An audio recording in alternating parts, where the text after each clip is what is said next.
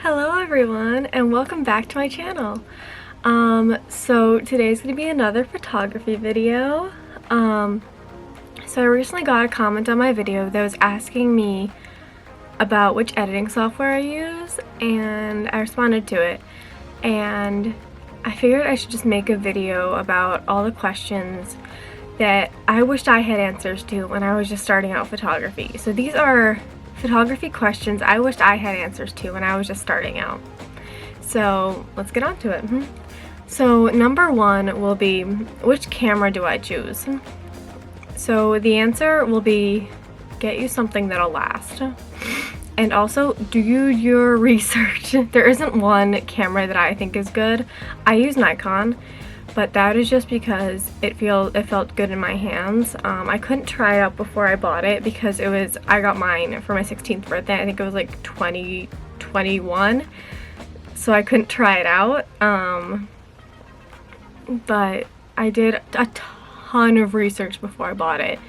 It was my first DSLR camera that I got, and I did so much research. I made a spreadsheet with my grandfather helping me. So much research went into buying my first camera. And then I knew I wanted to stick with Nikon when I got my Z6 II, and I made another spreadsheet. And that time I actually rented it from where I was working at the time, Hunt's Photo and Video in Melrose. They have a rental department. They're a New England chain. So if you're around here in New England, definitely, and you're thinking of buying a camera, definitely rent from them. But I rented the Nikon Z6 II, and I was like, this is amazing. Like, this is the camera I want to buy. So I did, after I rented it for I think a week or two. But I get you something that'll last. You don't want to have to upgrade a year later because you got you something that would only last you a year. My D5600, I still have it. It's on the shelf down there. I don't use it as much, honestly. I don't use it really at all because I use my Z6 II, but it lasted me. It still works. I did not realize at the time when I was buying it that it is a crop sensor, but that didn't make me use it any less. That didn't affect the quality of my photos. I still was like, oh my gosh, this is an incredible camera. I'm so happy with it. And then I upgraded to the Z6 II because I was like, I'm growing in my photography. I'm growing as a photographer. I want to get me something that's growing. I want to get me something, that'll grow with me. So, I upgraded when I was able to. The second question is, how do I learn manual mode? So this one is a little harder to answer because manual mode is so complex. But the simplest thing I can say is practice. Practice, practice, practice. Another thing you can do to kind of ease yourself into manual mode is start on aperture priority and shutter priority, just to get a sense of the settings. Aperture priority is the little AV on your settings wheel, like on your settings dial, and then the TV usually stands for shutter priority, and that'll ease your way into it. I can also make another video explaining the settings on your camera. If you guys want that video, just let me know in the comments down below, and I will make that video for you. I love talking about photography, so let me know if you guys want that video. That'll be a more educational one, but if you guys want it, I'll do it. But yeah, practice is the best thing I can say. When I was learning photography, I did not start on a D5600. I started on a Panasonic ZS100, which is a point and shoot. It did have manual mode though, so I learned manual mode on that little camera. But it helped me. It did not have interchangeable lenses. It did not. But it was the best way I learned manual mode, because without struggling with having the interchangeable lens,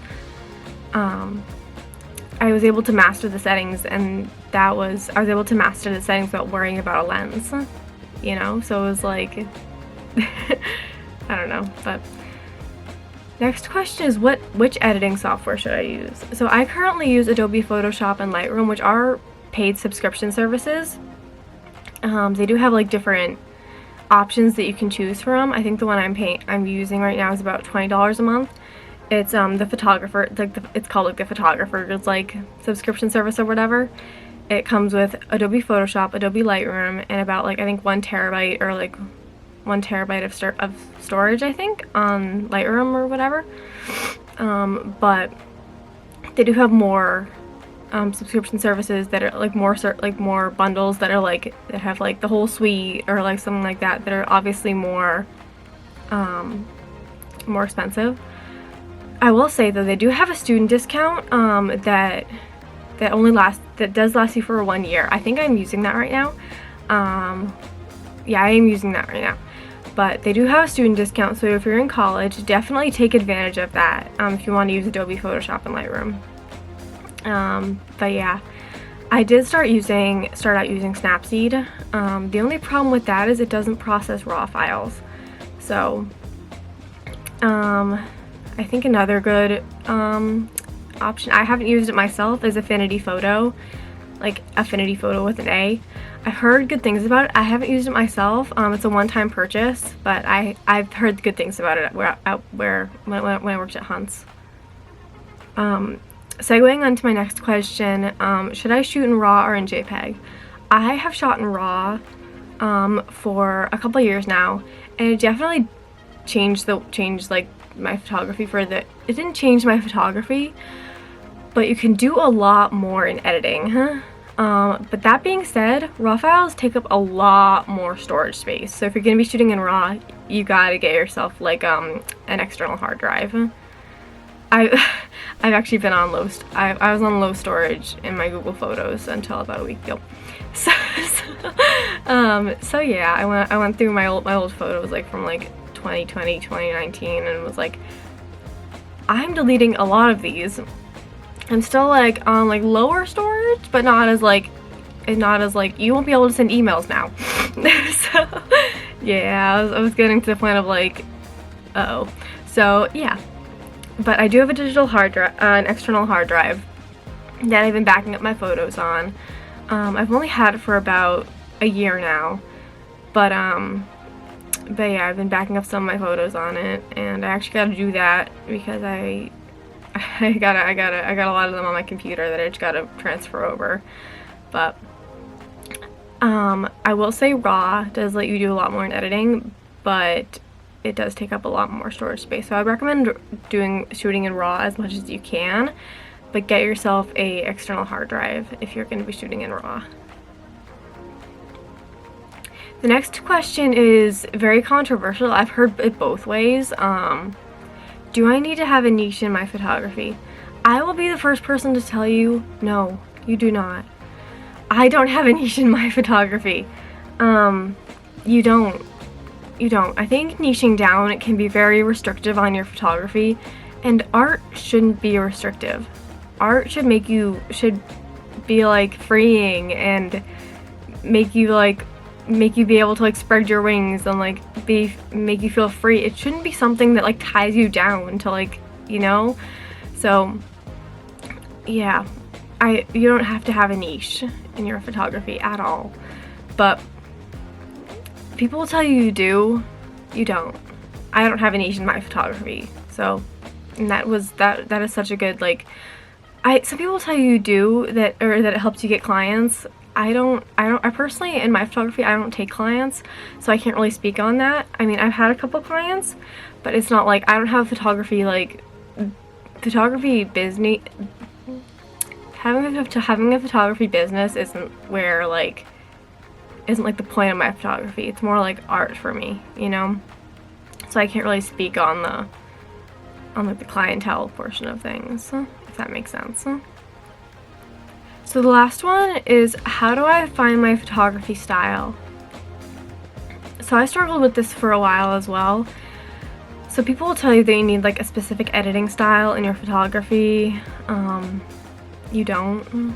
I think one of the things that I do is I edit the photo the way it feels like it needs to be edited. Like if I took this photo and I feel like it needs to be edited like more moody, Like if I feel like the feel of the photo wants it to be more moody, I'll edit it more moody.